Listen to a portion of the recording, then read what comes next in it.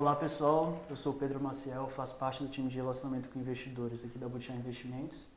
Hoje nós estamos com o Matheus Almeida, nosso gestor de renda variável, para falar um pouco de como foi nosso mês de julho e as perspectivas para o próximo mês. Oi Matheus, podemos dizer que foi um mês de boa performance para os nossos produtos? Olá Pedro, olá pessoal. Sim, Pedro, podemos dizer que foi um bom mês de performance para todos os nossos produtos, principalmente de renda variável. Tanto os de ações quanto os fundos multimercados bateram seus benchmarks. Então, nos de ações superamos o Ibovespa e nos multimercados superamos o CDI. E o que foi positivo no cenário global? Ora, começando pelos Estados Unidos, nós tivemos dados de inflação positivos e um menor receio com a atividade econômica também. Então, juntando uma inflação positiva que permite o Banco Central dos Estados Unidos, o Fed, não elevar tanto a taxa de juros, com uma atividade que não vai precisar desacelerar tanto assim para poder controlar essa inflação, você fica com um movimento de tomada de risco para todos os ativos globais. Tá? Então, o cenário americano foi bem positivo no mês, inclusive o S&P teve uma nova alta forte, completando um ano de mais de 20% de alta. Dito isso, nem todo o cenário global foi positivo. Nós temos o caso da Europa, que saíram dados PMI, por exemplo, super fracos, então está com uma dificuldade na atividade industrial lá, uma maior dificuldade que os Estados Unidos também para fazer um controle inflacionário, tem menos espaço para altas agressivas de juros e está mais afetado ali pelos impactos da guerra e dos custos de energia. Tá?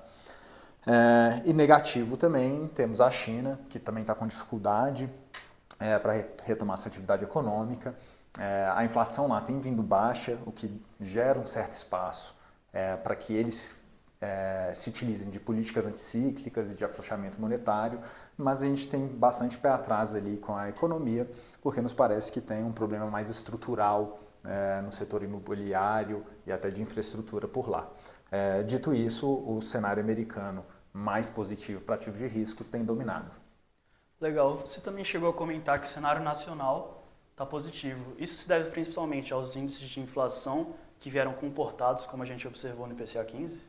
Perfeito, Pedro. De qualquer forma que a gente faz uma quebra dos últimos dados do IPCA, então seja olhando núcleo, serviços, olhando GPM, olhando preços no atacado, todos esses dados de inflação vêm tendo uma toada mais positiva. Isso, inclusive, permitiu ao nosso Banco Central já fazer o início do seu processo de corte de juros. Então, iniciou cortando a Selic em 0,5 pontos percentuais, um movimento até mais agressivo do que boa parte dos economistas via, e também trouxe então essa toada positiva para os ativos internos, então inclusive com uma boa performance de bolsa e com valorização do real. Matheus, falando sobre o futuro, com esse cenário, como posicionamos nossos fundos? Bom, primeiro nós nos tornamos mais aplicados na curva de juros, ou seja, estamos apostando em cortes mais agressivos por parte do Banco Central, historicamente. O mercado subestima esses movimentos de corte, a velocidade e tamanho dos cortes, o que nos faz apostar numa queda mais rápida da Selic. Seria possível que esses cortes da Selic fizessem com que a curva inteira de juros do Brasil caísse. Mas por que nós não vemos isso acontecendo e preferimos esses vértices mais curtos? Primeiro, você tem uma troca da composição da diretoria do Banco Central. E conforme vão entrando os novos membros apontados por esse governo, é bem provável que esses novos membros do Copom sejam mais dovish, ou seja, que eles sejam ainda mais agressivos do que seria ideal para o combate à inflação. Se isso acontecer, é provável que a inflação volte a subir e é provável também que a curva se incline, ou seja, que o mercado projete que, por ter cortado demais os juros no curto prazo, ele tenha que subir os juros no período futuro. Então é melhor ficar aplicado na parte mais curta da curva. E também, por esse mesmo motivo, nós temos uma preferência por juros reais. Por quê? Se o Banco Central, com a nova composição da diretoria que vai sendo trocada ao longo do tempo, for realmente mais agressivo, é provável que a inflação repique beneficiando justamente os títulos indexados à inflação. E você tem alguns outros elementos que ainda corroboram para essa tese. Um deles é que as commodities não devem contribuir mais tanto para a queda da inflação quanto vinham contribuindo.